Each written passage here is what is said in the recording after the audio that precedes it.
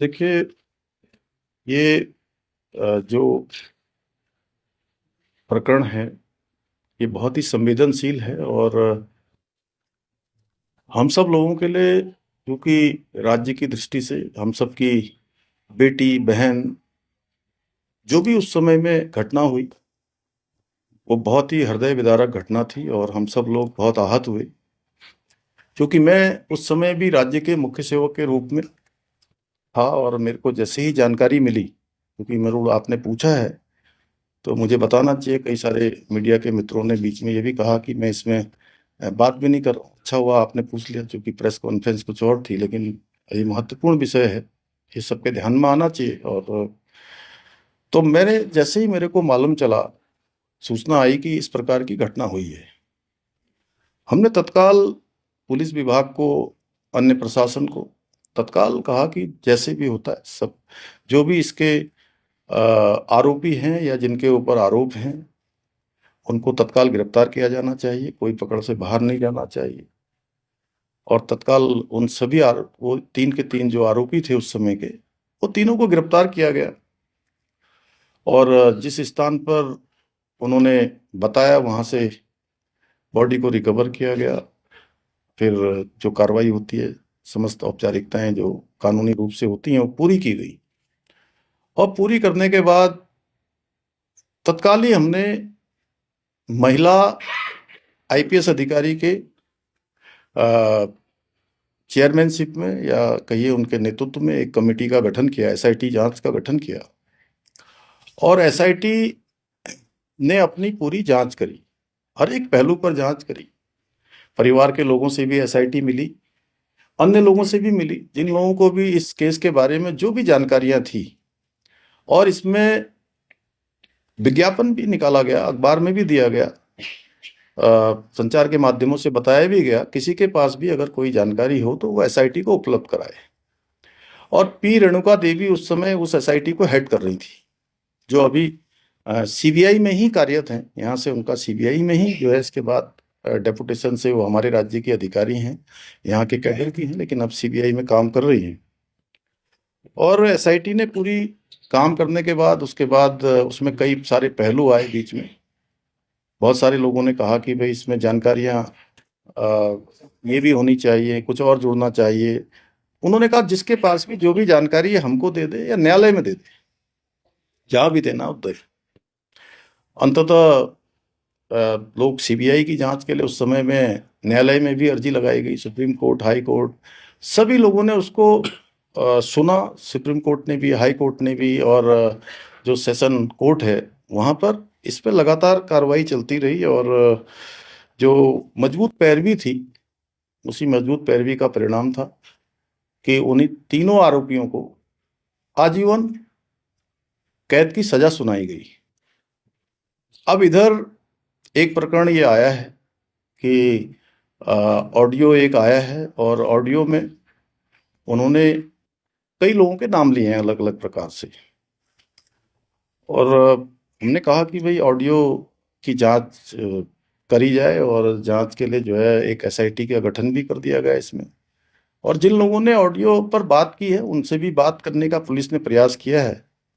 अच्छा होगा कि वो सब लोग अपना ऑडियो जो उन्होंने बोला है उसकी कुछ सत्यता वहां पर आ जाए। और सत्यता आते ही हमने कहा है कि हम सभी प्रकार की जांचों के लिए भी तैयार हैं। हम कहीं पर ऐसा नहीं है, क्योंकि हम भ्रम की स्थिति भी राज्य के अंदर नहीं बननी चाहिए। और हमारा ऐसा ट्रैक रिकॉर्ड रहा है कि अगर कोई गलत काम करेगा, कहीं भी कोई दोषी होगा, तो किसी कीमत पर भी वो छूट नहीं पाएगा, चाहे कोई हो, किसी भी कीमत पर वो छूटने वाला नहीं है। लेकिन ऑडियो की सत्यता, ऑडियो में तो बहुत सारी बातें उन्होंने करी है। एक में वो ऑडियो में ये भी कहते हैं कि मैं पार्टी का अध्यक्ष बनने वाला हूँ। जो हमारे महेंद्र जी बैठे हैं यहाँ पर, वो ये भी कह रहे थे। अब पता नहीं, आप सब लोगों ने भी सुना होगा, उन्होंने अन्य बातें भी बहुत सारी की गई हैं। आज ऑडियो में वो एक नाम ले रहे हैं, कल को किसका नाम लेंगे। तो इसलिए सारी सत्यता, सारी जो जांच परख है, एफएसएल है, उसका करवाने के बाद हमने कहा है कि हम किसी भी कीमत पर, अगर कोई दोषी होगा तो बिल्कुल छूटने वाला नहीं है। लेकिन हाँ, ये जरूर ऐसी बात है कि इसमें एक दो ऑडियो पर बात होती है, ऑडियो के पास बात होने के बाद सीधे प्रेस कॉन्फ्रेंस देहरादून में नहीं होती है जी, देहरादून से सीधे दिल्ली होती है प्रेस कॉन्फ्रेंस। समझ में नहीं आ रहा है कि आखिर एक ऑडियो के आधार पर इतना बड़ा बवंडर राज्य के अंदर किया जा रहा है। हम भी राज्य के अंदर काम करते हैं, हमने भी ईमानदारी से काम किया है, और कोई भी अगर किसी के पास भी कोई सबूत होगा तो मैं बिल्कुल आप सबके सामने स्पष्ट करना चाहता हूं, कोई छूटने वाला नहीं है। हाँ, अगर देखिए, हिंदुस्तान के अंदर उम्र कैद की सजा बहुत बड़ी सजा होती है, और किसी को उम्र कैद की सजा मिली हुई है, अगर कोई उसमें कोई और होता तो वो ऐसा नहीं हो सकता है कि वो उसका नाम नहीं बताते, उसका नाम जरूर बताते। और एक ऑडियो में वो आपस में बात करते हुए यह भी कह रहे हैं, एक में कह रहे हैं कि इसकी हत्या हुई है, बेटी के बारे में कहते हैं कि हत्या हुई है, और दूसरे में कहते हैं कि इसने आत्महत्या कर ली। अब इनकी कौन सी बातों को सच माना जाए?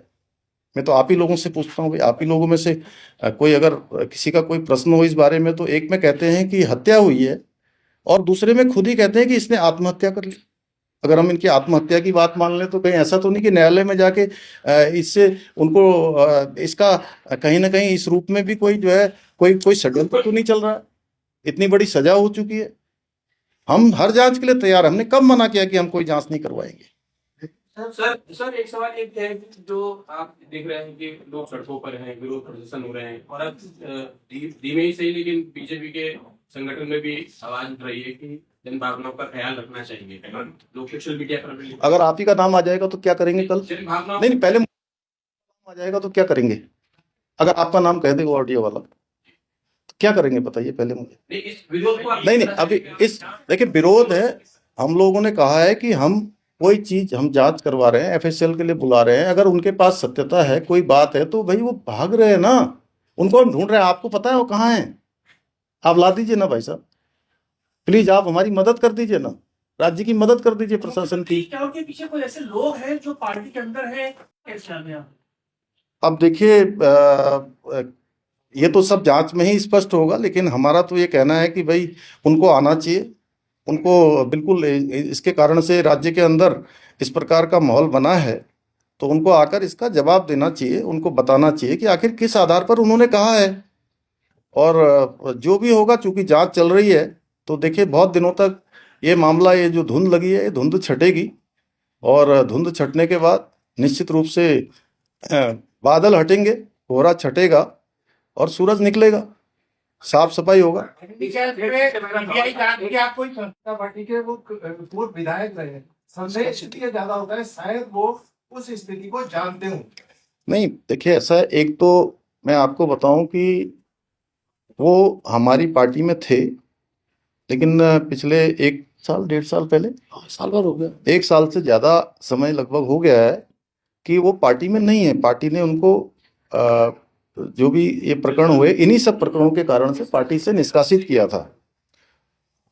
और देखिए, अगर उनके पास सच में ये बात भ्रम की बनी तो उनको आना चाहिए सामने, वो जिम्मेदार व्यक्ति हैं, वो आकर उनको बताना चाहिए, उनको बताना चाहिए। नहीं, मैं तो, आप लोग प्रश्न करिए, नहीं तो फिर मैं भी कुछ प्रश्न कर लेता हूँ आप लोगों से, अगर आप लोग नहीं कर रहे हैं तो। नहीं, पूछे, जिसको जितना कड़वा प्रश्न पूछना उतना पूछ ले, लेकिन पूछना अच्छे से। हाँ, सरकार ने ये कहा कि वीआईपी नहीं है, आपकी कहा वीआईपी नहीं है, संगठन की तरफ से जो प्रेस कॉन्फ्रेंस हुई है ये कहा जा रहा है वीआईपी नहीं है। अंकिता भंडारी के संबंध में एक आदमी बताइए, इस पूरे सभी पत्र, अरे तुम्हारा सवाल मैंने ले लिया, चलो, हाँ, ले लिया भाई, ले लिया। अब जो आगे आप जो आप आगे बोल रहे, मैं आगे आप जो आगे बोलने वाले हैं, मैं उसका जवाब भी दे दूंगा। अगर मैं यहाँ आया हूँ तो मैं जानता हूँ कि आप क्या पूछने वाले हैं उससे आगे। और मैं सारी प्रेस कॉन्फ्रेंस देखता हूँ, सारी प्रेस कॉन्फ्रेंस में सबसे ज्यादा प्रश्न पूछने वाले आप ही होंगे। ठीक है मेरे दोस्त, बहुत बधाई। अब देखिए, ऐसा है, आपके जितने, नहीं रुक जाइए, मैं पूछूंगा, सबके जवाब दूंगा भाई। अब अरे यार, आलोक रुको, चलो रुको। आज तक अब तक की जितनी प्रेस कॉन्फ्रेंसों में आपको जो जवाब नहीं मिले, आज मैं सारे जवाब देने के लिए ही यहाँ आपके बीच में आया हूँ। जो भी कमी पेशी है, आज मैं सबका, अरे आप ही का जवाब दे रहा हूँ, तुम्हारा दे रहा हूँ। तुम बहुत अच्छे लड़के हो, मैं बहुत पहले से जानता हूँ तुम्हें। देखो भैया, देखो, आपके आपके आपके सारे सवालों के जवाब ये पहले दिन से, जब से लिखा गया जो केस डायरी है, उस केस डायरी में ये जो आपने कहा ना, इसके सारे जवाब हाईकोर्ट में लगे हैं। और हाईकोर्ट ने और उन्होंने एसआईटी ने सारी चीजें हाईकोर्ट में जमा करी है, उसके बाद ही इसका निर्णय है। हो गया आपके सर आप फाइल पे जांच बताएंगे क्या आगे कुछ और जांच होंगी कि नहीं होगी? आप फाइनल बोल रहे हैं। नहीं, अभी पहले प्रश्न पूछो ना सब लोग। दे दिया, जवाब दे दिया ना। अब ये कल ये मत चला देना कि जवाब नहीं दिया फिर। हाँ, दे दिया। तो एक लंबा सवाल ये है, क्या 2027 चुनाव के पहले कॉन्स्पिरेसी करके नहीं, आपने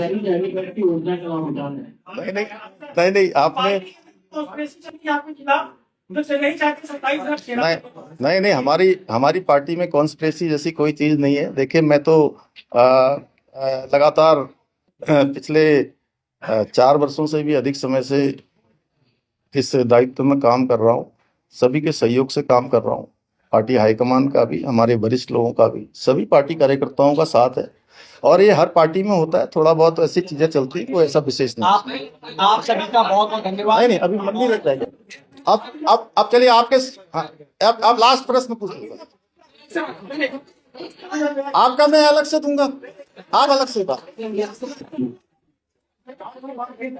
अब लास्ट बात, अब हो गया, चलिए हो गया। आप बोले, चलिए एक लास्ट। भारती जी तो अलग से पूछ लेती हैं मुझसे। पुलिस को दोनों को पकड़ने में इतना समय क्यों लग रहा है? क्यों आप उन्हें ये समय दे रहे हैं कि आप स्वेच्छा से आइए और हमें सबूत दीजिए, जबकि आप खुद कह रहे हैं कि माहौल प्रदेश का खराब हो रहा है? आपको तो उन्हें लेके आ जाना चाहिए था। क्या हम ये समझे कि सब मामलों में प्रक्रिया ऐसे ही रहेगी कानून की जैसे इनमें रखी गई है? आपको जानकारी है उनके बारे में, कहाँ है करके? सर मैं तो आप ही मदद करिए ना हमारी। हम तो पकड़ ही रहे हैं उनको, हम पकड़ ही रहे हैं उनको। आप नहीं, आप बताइए ना। पुलिस ढूंढ रही है ना, आपको पता है, रोज उनके घर में नोटिस दे रही है, जगह जगह छापेमारी हो रही है, जगह जगह जा रही है, देश के अंदर उनके मोबाइल लोकेशन निकाली जा रही हैं। तो कहीं आपको भी जरूर हो तो बता दीजिए। तभी तो कह रहा हूँ, आप ही बता दीजिए कुछ हो तो। देख रहे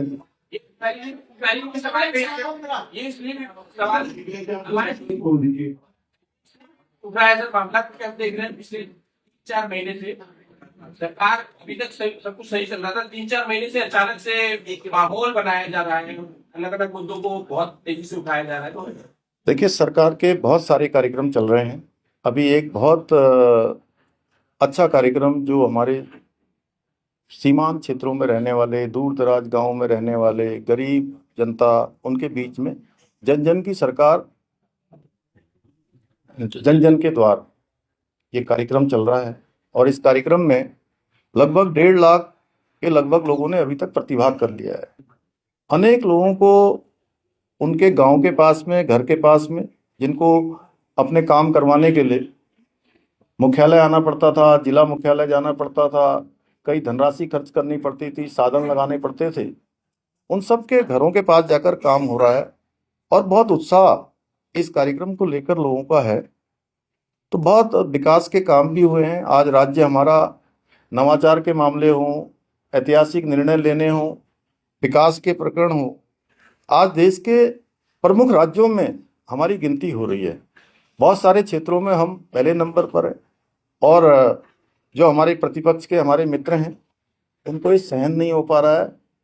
उनको पता है कि जनता का विश्वास उनके साथ नहीं है।